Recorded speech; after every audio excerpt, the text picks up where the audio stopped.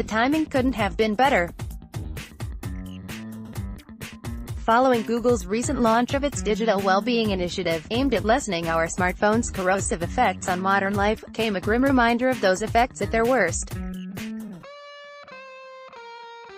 An increasing number of Hong Kong children, it was reported, are becoming addicted to an iPhone app that risks violating their privacy and making them vulnerable to predators.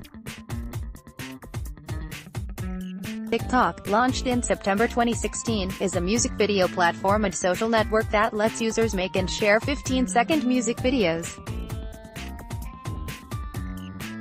It has become the world's most popular iPhone app, surpassing giants like Facebook, YouTube and Instagram. The clips from these famous for 15 seconds performers range from the laughably amateurish to the sexually suggestive, all with the intention of drawing attention. While users have to be aged 16 and above, there is no policing to stop younger people from joining or adults using false identities to stalk and prey on young girls and boys. Electronic device addiction has become a global epidemic, to which few are immune. And that applies to many of you who are reading this column on your phone, tablet, laptop or desktop computer. The question we are all too scared to ask is any initiative boosting digital well-being, from Google or anyone else, too little too late? Have we passed a tipping point? We don't know for sure. What we do know is that the signs have always been there that this e-addiction, like wildfire, will only spread further and faster, and we appear powerless to stop it. Instead of trying to put this fire out, we continue to fuel the flames. The first iPhone was launched more than 10 years ago, followed by a range of other e-devices. We have known for a while that their influence and addictiveness would be unstoppable. And we introduced iPhones and other such devices to our children and even toddlers as an easy way of parenting. We are using these devices to occupy their time, so they won't occupy ours. We have opened a can of worms and created lifelong addictions for our children. Besides exposing our children to this e-addiction at a tender age, we are also creating a domestic and social environment that is a perfect breeding ground for them to cultivate this addiction. Why are Hong Kong children obsessed with TikTok app, and is it safe? Hong Kong parents never seem to want to spend quality time with their children. And even in the few moments families spend together, each member ends up glued to their own device anyway.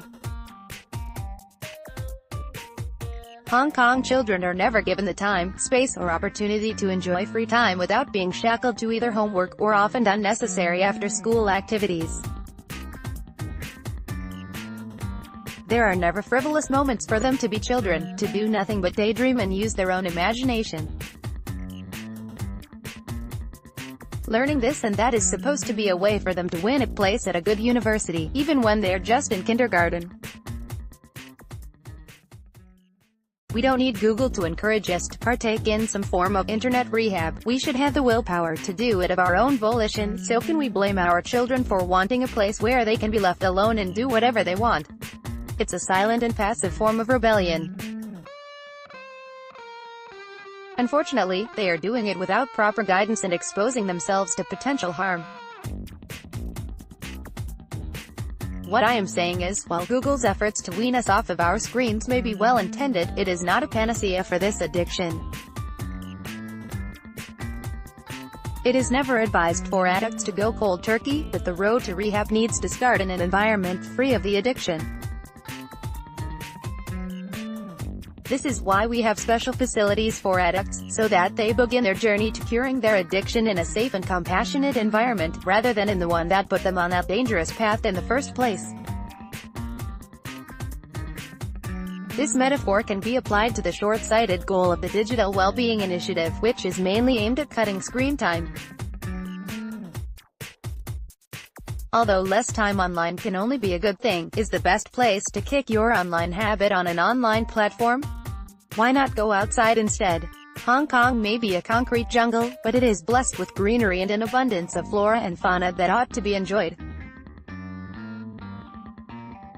There are plenty of parks and playgrounds around. Why not take your kids there or encourage them to meet their friends there rather than talking to them online? There are plenty of alternatives to letting you and your family disengage and zone out on a phone screen. It's just a matter of taking the first step. We don't need Google to encourage us to partake in some form of internet rehab. We should have the willpower to do it of our own volition. We know that it isn't good for us to spend too much time attached to our electronics, much like we know it isn't good to smoke, drink and eat junk food.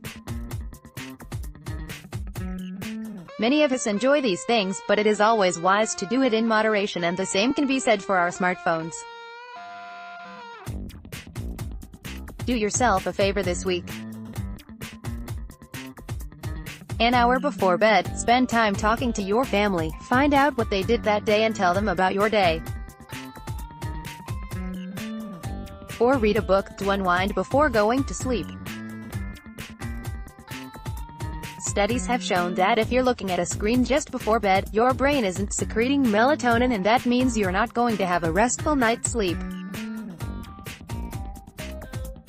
I challenge you to try this for a week and encourage your family to do the same. The results might surprise you. Louisa Tam is a senior editor at The Post.